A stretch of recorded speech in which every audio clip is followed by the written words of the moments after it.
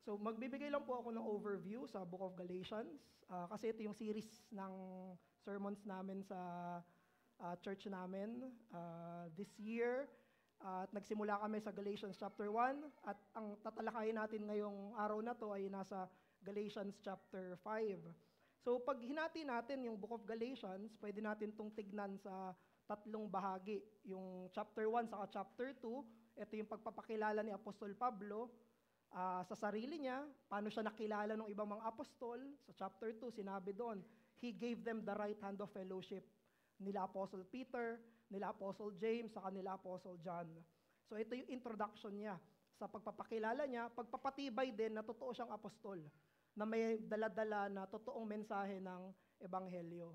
Sa chapter 3 naman, saka sa chapter 4 ng Book of Galatians, dito naman tinuro ni Apostle Pablo yung main message niya na ang isang tao ay hindi naliligtas sa pamamagitan ng seremonya, pagtutuli sa lumang tipan, o kahit anong ginagawa sa ilalim ng batas ni Moises.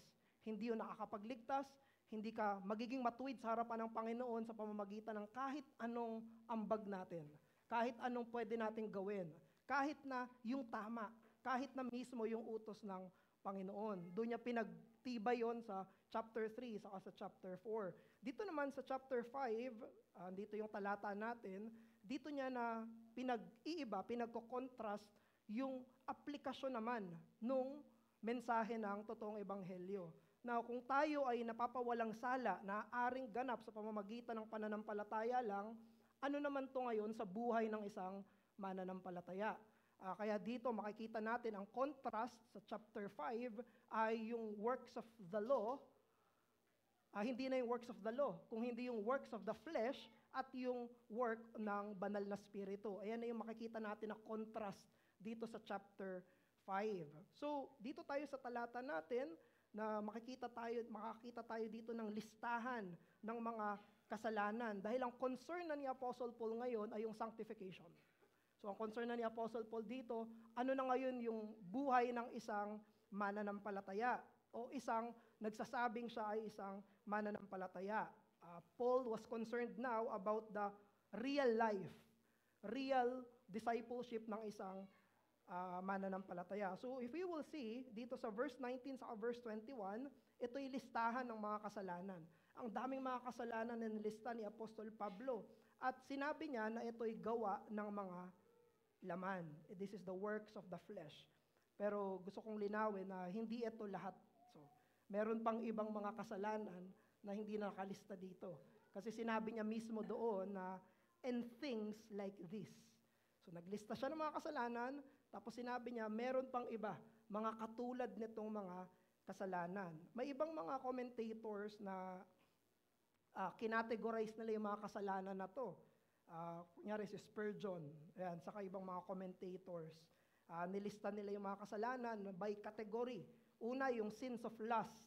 Ito yung sexual immorality, ito yung impurity. Kasama dito yung adultery, fornication, at sensuality. Meron ding pangalawa, kasalanan ng worship, false worship. Ito naman yung idolatry, saka witchcraft, no? Turning from God to false powers. Meron namang kasalanan ng temper. Ito yung mga inner attitude, ito yung mga bumabasag o sumisira ng relasyon. Hatred, jealousy, anger, at division. Merong sins of the appetite na nakalista dito. Ito naman yung ini-indulge yung gusto ng laman. Drunkenness and orgies, yung wild partying. Now, kung mananampalataya tayo at binabasa natin to, isa sa mga pwede nating itanong sa sarili natin or mapapatanong tayo ay, kapag nagawa ko ba to? Kapag na-commit ko ba to, matatawag ko pa ba yung sarili ko na isang Kristiyano? Isa yun sa mapapatanong tayo binabasa natin to. Can I call myself a Christian kung meron akong nabali dito or meron akong na-commit dito sa mga nilista ni Apostle Paul?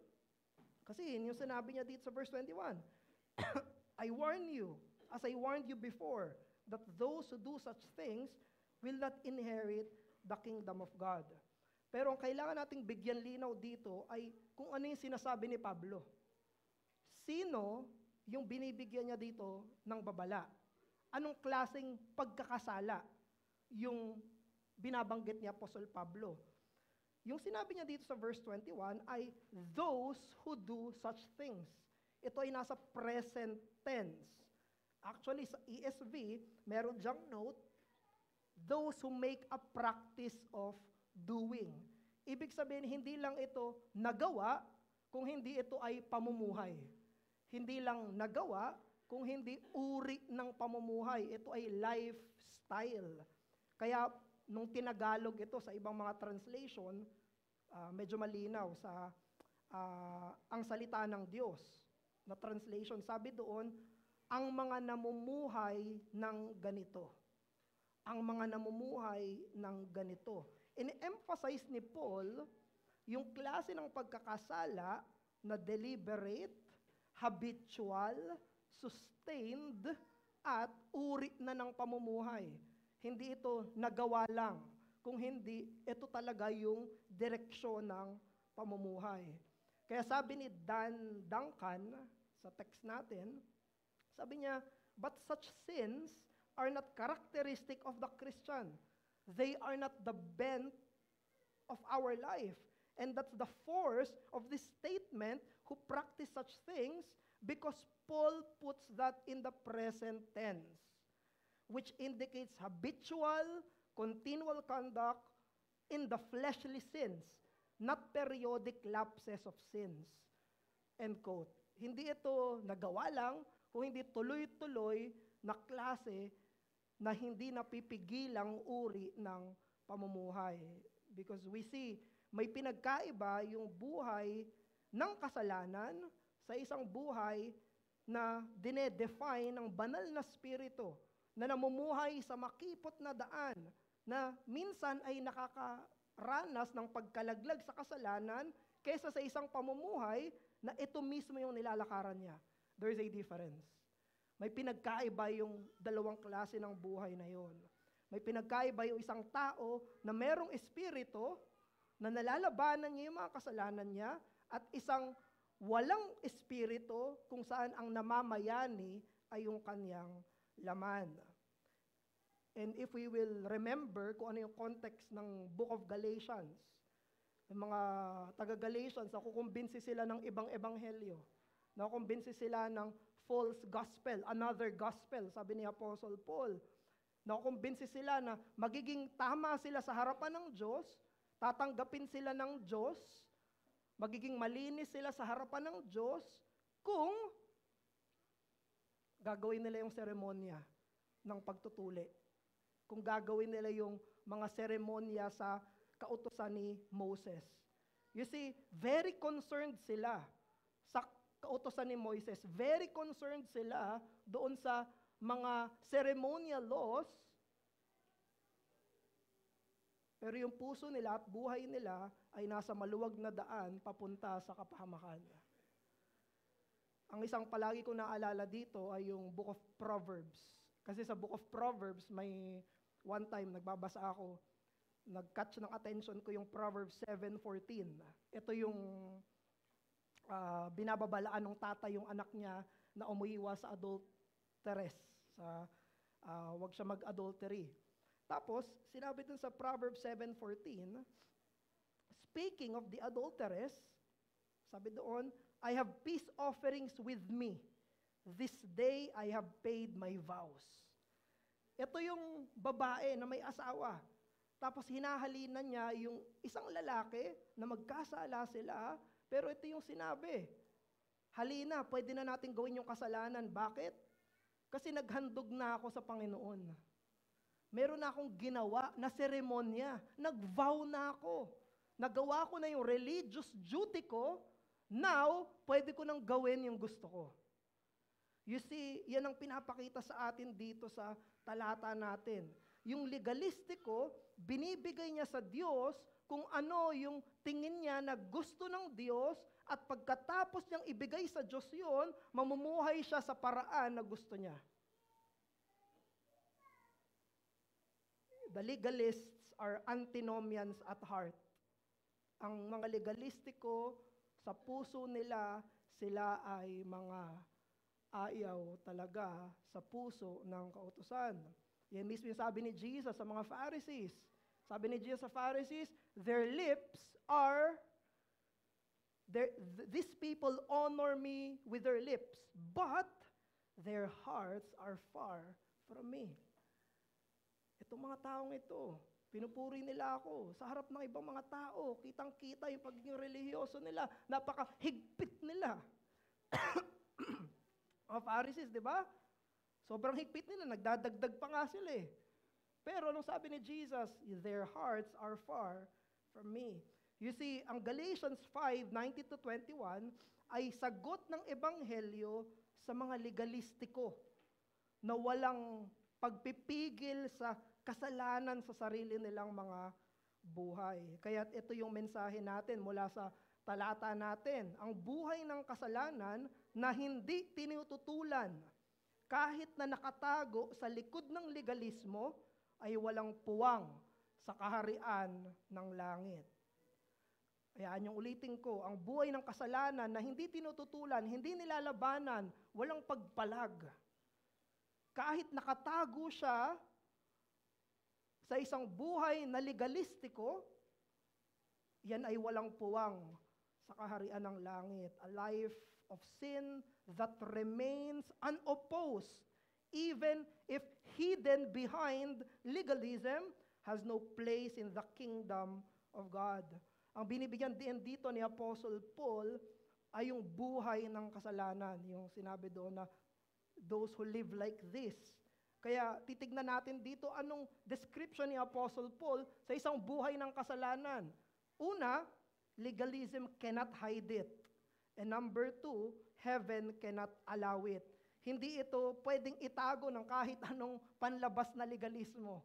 At pangalawa, hindi rin ito pwedeng pahintulutan ng langit. Salamat, bro. Number one, tignan natin, paano dinescribe yung buhay ng kasalanan. Ang sinabi sa verse 19, now the works of the flesh are, anong word na ginamit ni Paul? Evident. Evident. Nahahayag. Ibig sabihin, very plain, alam na obserbahan. Hindi ito subtle. Even yung law of nature can witness against these sins. Marami sa mga kasalanan ay universally known na mali. Sexual immorality, kahit unbelievers, alam nila mali yan. Thievery, pagnanakaw, kahit unbelievers, alam nila, mali yan. Violence, drunkenness, kahit unbelievers, pwede lang sabihin, mali yan. Yung konsensya ng mga tao, kaya nilang sabihin, mali yan. At itong mga works of the flesh na ito, sinabing evident kasi hindi ito pwedeng itago for long. Hindi ito pwedeng itago ng panghabang buhay.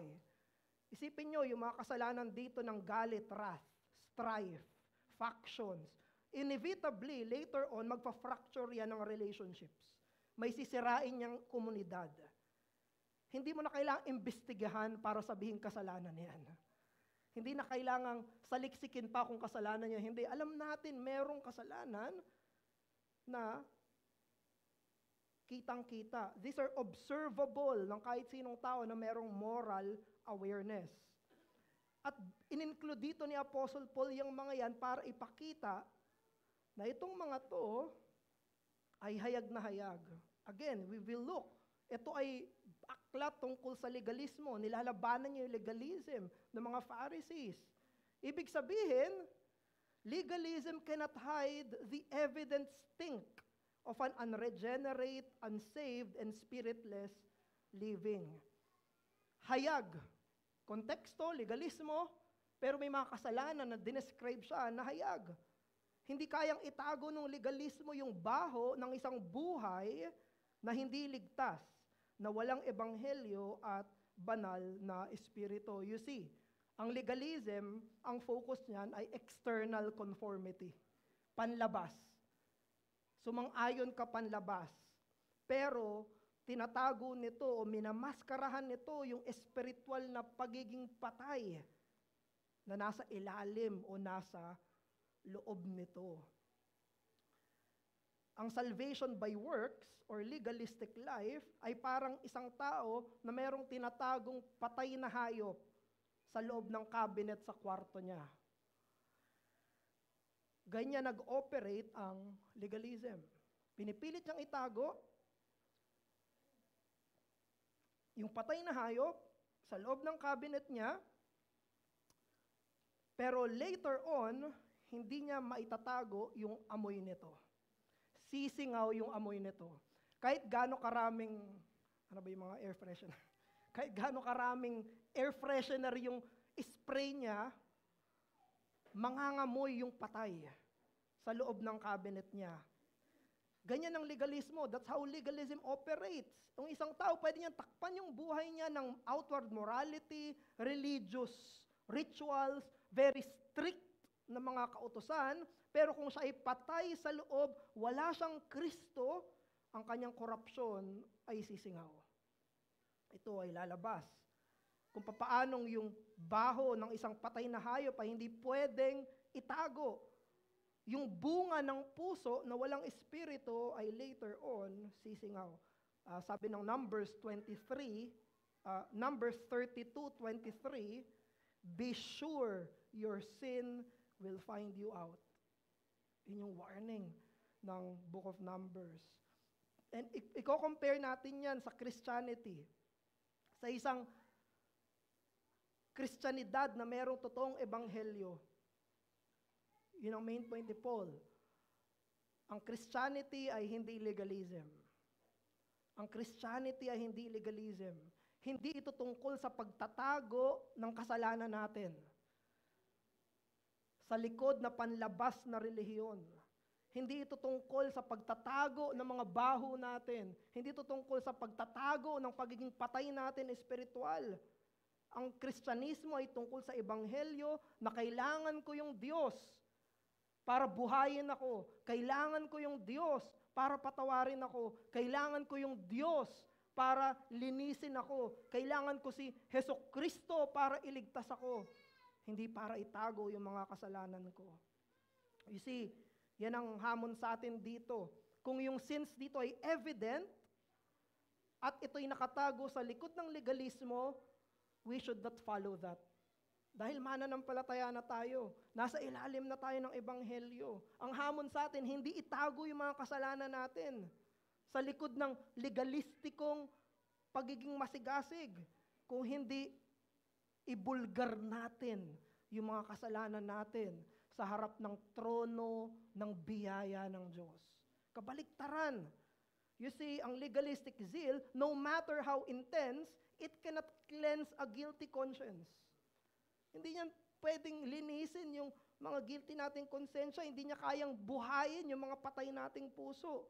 Kaya ang panawagan ng bagong tipan, panawagan ng ebanghelyo ni Jesus, ay pumunta tayo sa trono ng biyaya, bit-bit natin ang lahat ng baho natin, bit-bit natin ang lahat ng kasalanan natin, bit-bit natin ang buong bigat ng ating mga kasamaan na hindi natin to tinatago at hindi natin pinagtatakpan.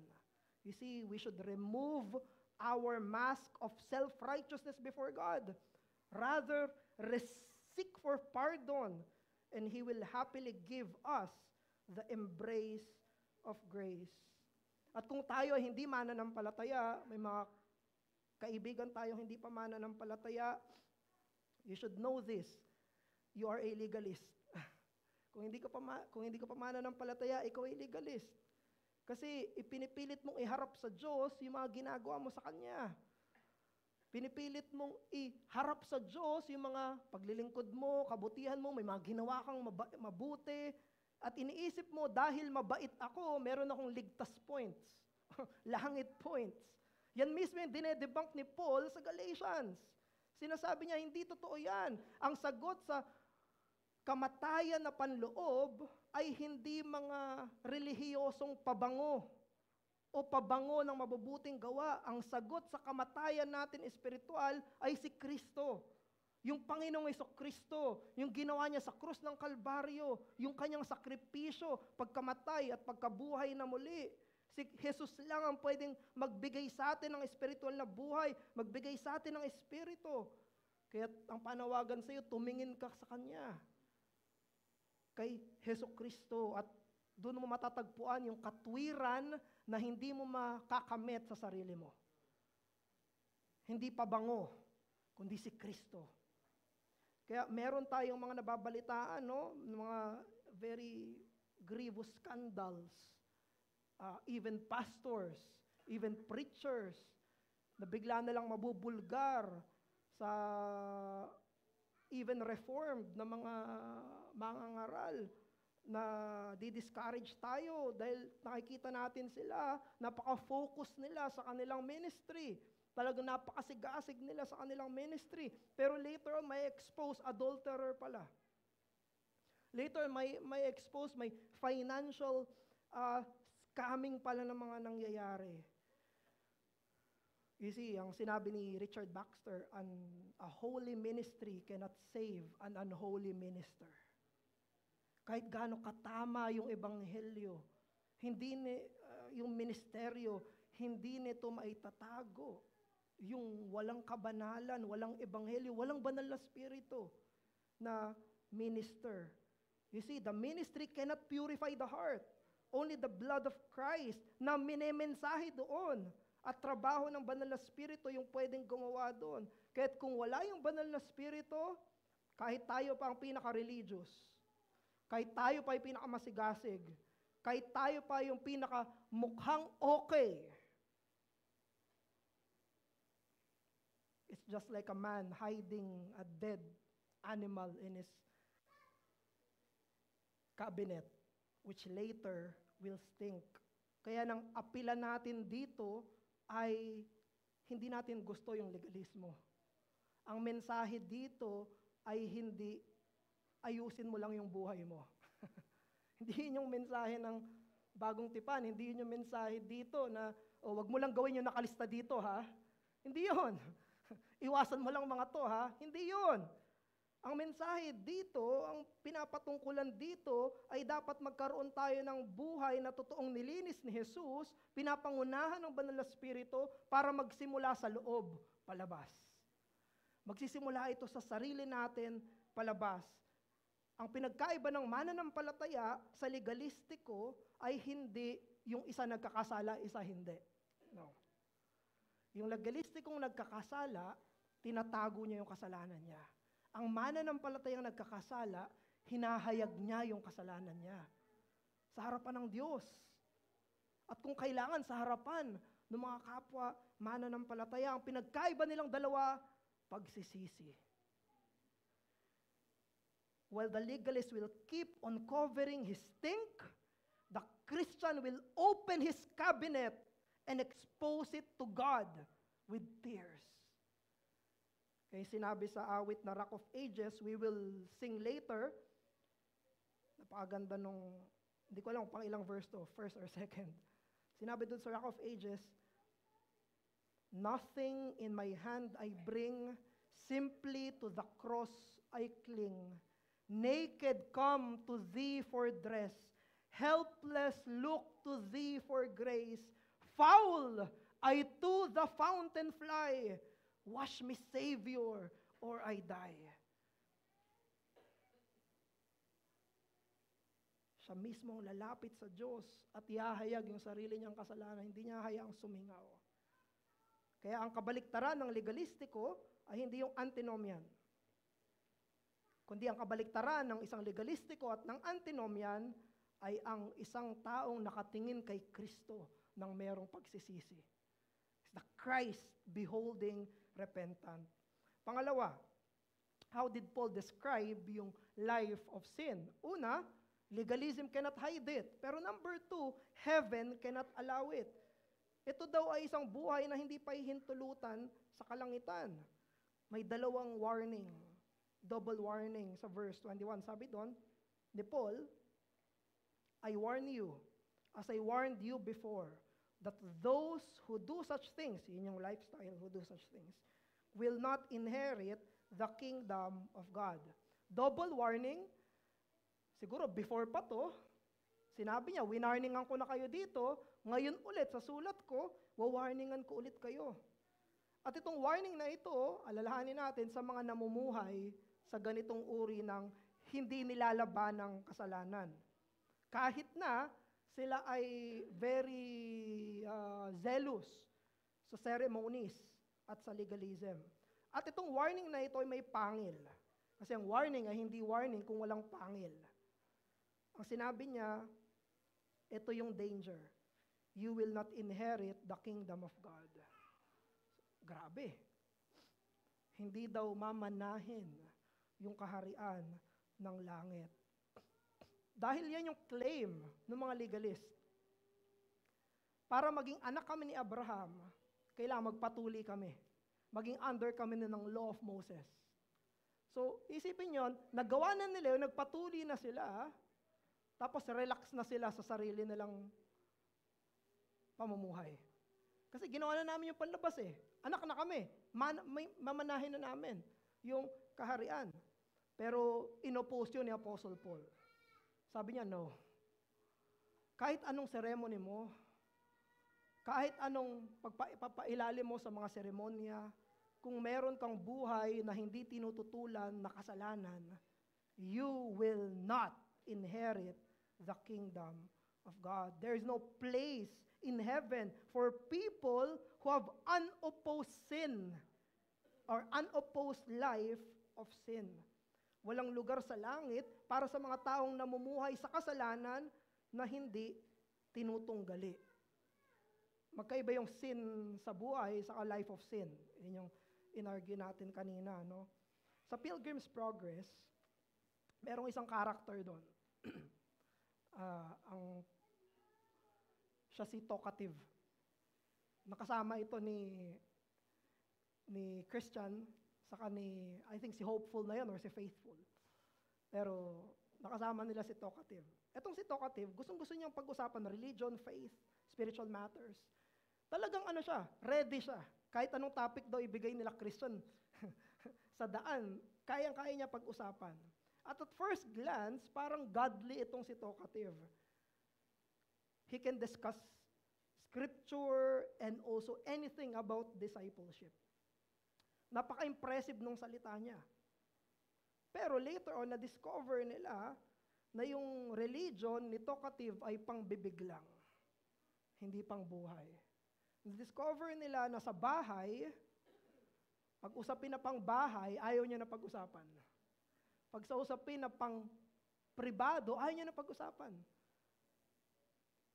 Na yung pala, sa labas, napaka-spiritual, pero pagdating sa loob, may mga inaalipusta pala siya doon sa sarili niyang tahanan. You see, ito yung sinasabi ni Apostle Paul. Pwede maging legalistic, napaka-strict, parang mas strict pa sa strict, pero kung merong kasalanan, buhay ng kasalanan na inaalagaan, yun ba yung makakapagmana ng kaharian ng Diyos? Is there a place in heaven for people who have their lips near to God, but their hearts are far from Him? Itong verse 12, yung suntok ng verse 12 ay hindi natin dapat alisin. Hindi natin dapat ito pag-aangin. Hindi natin ito dapat sabihin, wait lang. Hindi. Tanggapin natin yon. Double warning yon. I have warned you before, now I am warning you. Kanino to sinulat ni Apostle Paul? Sa church. Na may mga members sa loob ng church. Totoong members, totoong churches, totoong professing na mga mananampalataya na merong tendency na maging legalistiko. Kaya sana tayo ay maalarma at magkaroon ng banal na pagkatakot. Kung tayo ay namumuhay sa kasalanan na hindi alam ng iba, ayaw nating ipaalam sa iba, habang panlabas ay meron tayong kasigasigan. Ano? Dapat mas matakot tayo na meron tayong kasalanan na hindi nilalabanan kaysa kung sumingaw ito. Mas matakot tayo sa verse 21 kaysa sa verse 19. Mas okay pa minsan na sumingaw at magsisi tayo kaysa sa umabot tayo sa verse 21 at abutan tayo ng Panginoon na hindi natin mamanahin yung kaharian ng Diyos. I will bring you back doon sa Matthew 7. Naalala niyo yung Matthew chapter 7. Nagbigay ng warning si Jesus, ang Panginoon mismo. Sabi ni Jesus sa Matthew 7, 21 to 23, ayan yung basahin ko. Sabi ni Jesus, "Not everyone who says to me, Lord, Lord, will enter the kingdom of heaven, but the one who does the will of my Father who is in heaven. On that day, many will say to me, Lord, Lord, did we not prophesy in your name? Did we not cast demons in your name? And do mighty works in your name?" Ito yung sagot ni Jesus sa kanila. Then will I declare to them, I never knew you. Depart from me, you workers of lawlessness. Ibig sabihin, pwede pala, posible na meron tayong language of faith, lengguwahe ng pananampalataya, very impressive na mga ginagawa. Kasi sinabi ito, nag-prophesy sila, nag-cast out sila ng demons, marami silang ginawa na mighty works. Very impressive. Yet be rejected sa final day. Pero gusto kong pansinin nyo doon na bakit sila kinast out ni Jesus? Anong reason? Dahil may ginawa sila na mga magaganda? No. Anong reason kung ba't sila kinast out ni Jesus? Sinabi niya, you workers of iniquity. Sipin nyo, sa likod ng mga mighty works, sa likod ng ang gaganda, nagpa-prophesy, nagka-cast out ng demons, sila ay marami silang impressive na ginagawa. Ginagawa nila yun, pero sa likod ng buhay na yun, workers of iniquity sila. Sa likod ng mga panlabas, ay meron silang kinukultivate na buhay na laban sa Diyos. Kaya wag nating hayaan yung mga kasalanan natin na hindi nilalabanan, hindi tinutuligsa, hindi tinututulan. Dahil kung hindi, ang warning na to ay para sa iyo. Pero, kung ikaw, kaya ako sinama yung verse, kasi sa amin, preach namin eh. So, hindi tayo nagsimula doon, kaya ako sinama yung verse 17. Ano yung sinabi sa verse 17? For the desires of the flesh are against the spirit, and the desires of the spirit are against the flesh. For these are opposed to each other, and to keep you from doing the things that you want to do. Pero kung ikaw ay isang mananampalataya, nanalig ka ng totoo kay Jesus, binigyan ka na niya ng banal na spirito, hindi ikaw to. Dahil meron ng lumalaban sa kasalanan mo. Meron ng bagong ikaw. Meron ka ng bagong puso. Tinatahanan ka na ng banal na spirito. At alam mo na kahit nagkakasala ka, merong tumututol sa'yo. Tumututol ka sa sarili mong kasalanan. You are in this battle ng kabanalan. Nalulungkot ka, lumalaban ka, nagko-confess ka. Therefore, I will submit to you, if you are this, you are not this person, from verse 21. Magpasalamat ka sa Diyos dahil binigyan ka niya ng banal na spirito na nilalabanan yung gawa ng laman sa sarili mong buhay. Yung pagtutol na yon ay pagpapala. Yung pagtutol na yon ay ebanghelyong resulta. Yung pagtutol na yon ay pag-asa. Yung pagtututol na yon sa sarili mong buhay, yun ay dahilan para purihin yung Diyos. Na ikaw ay bumabagsak man, tumatayo ka at nagsisisi. Senyas ng espiritual na buhay. Meron kang ginagagawang kasalanan, pero ayaw mo yon. Romans chapter 7.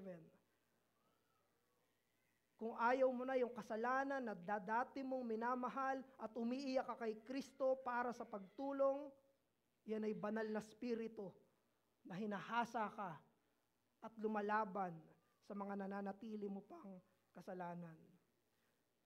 Ito ang Kristiyanong tagumpay. Ang Kristiyanong tagumpay ay hindi nakikita sa isang buhay na hindi nagkakasala. kung hindi sa isang buhay na kahit nagkakasala, hindi sumusuko sa paglaban doon sa kasalanan na yon na nilalabanan niya. Dahil hindi siya pinapahintulutan ng banal na spirito na maging komportable sa rebellion. Kaya merong pagtutol. Yung struggle na yan, yung battle na yan sa sarili mo, purihin mo yung Diyos diyan. Dahil merong tumututol. Dahil hindi yun yung nakalagay sa verse 19, sa verse 21, na those who do such things, when your sin stands opposed, then yours is the kingdom, and you are on your way to the Father. Meron ka ng ebanghelyo, ang Ama na, ang Diyos na ang Ama mo, si Kristo na ang tagapamagitan mo, at ang banal na Espiritu na ang nananahan sa iyo. You will inherit the kingdom of God. Kaya sabi nga ni John Owen, I think familiar kayo dito, yung mortification of sin. Ito yung encouragement niya. Sabi niya, if you're fighting sin, you are alive. Take heart. But if sin holds sway unopposed, you are dead no matter how lively this sin makes you feel. Sabi niya, take heart, embattled saints. Ang mga tao ng biyaya ay merong espiritu ng biyaya, kaya bibigyan sila ng lakas ng biyaya sa laban na nasa buhay nila. Bilang pagtatapos, gusto kong pag nilayan natin ay pinagkaiba ng isang Kristiyano at isang legalistiko ay hindi perpeksyon. Hindi perpeksyon kung hindi pagsisisi. Ang Kristiyano ay lumalaban, ang legalistiko ay nagtatago. Ang Kristiyano ay umaasa sa katwiran ni Kristo, ang legalistiko ay tinataas yung sarili niya sa sarili niya mga ginagawa. Ang nagbabago sa lahat ay ang biyaya. Yung spirito ng grasya na lumalaban sa sarili nating kasalanan, nagpapalakas sa ating pamumuhay at naghahanda sa atin para sa kaluwalhatian. Kaya ito, yung tanong ko sa iyo, lumalaban ka ba o nagtatago?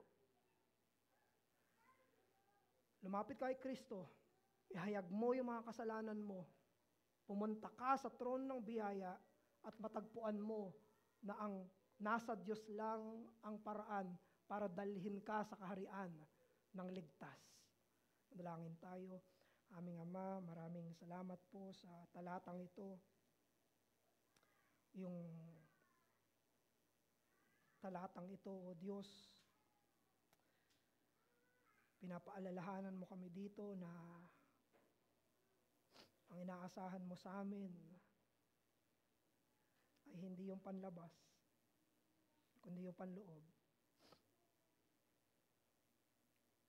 Maraming salamat po, Diyos, sa pagbibigay babala at mas higit na pasasalamat sa iyo, Diyos, na pinadala mo at pinanahan mo ang Espiritu ni Kristo sa amin na mga mananampalataya. Patawarin mo po kami sa aming mga pagpapanggap. Patawarin mo po kami sa aming pagtatago at tulungan mo kami na palaging ihayag sa iyo ang aming mga kasalanan. At ito ang kaluwalhatian mo, ang magpatawad at maglinis at magpalakas at magbigay pag-asa. Maraming salamat po, aming Ama. At totoo lang ang lahat ng to dahil sa inyong anak na si Jesus. Hinihiling namin ito sa pangalan ng Panginoong Jesus. Amen.